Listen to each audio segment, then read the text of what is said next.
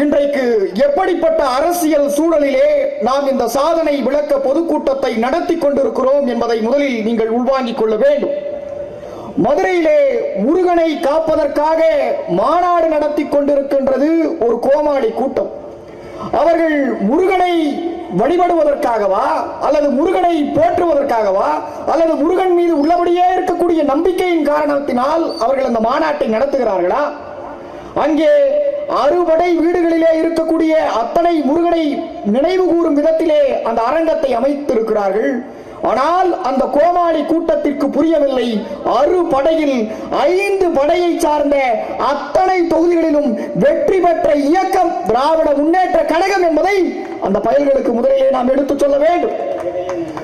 அந்த ஒரு படையை நாம் ஏன் விட்டோம்? ஏனென்றால் அது கூட்டணிக்கு கொடுத்து விட்டோம். இன்றைக்கு இந்த மேடையிலே மயிலும் நம்மிடத்திலே இருக்கின்றது, வேலும் நம்மிடத்திலே இருக்கின்றது.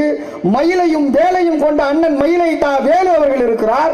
அப்படிப்பட்ட சூழலிலே முருகன் நம்முடைய இயக்கத்தோடு தான் இயைந்து இருக்கிறார். வல்லவன் செயலி இப்போதே பதிவிறக்கவும்.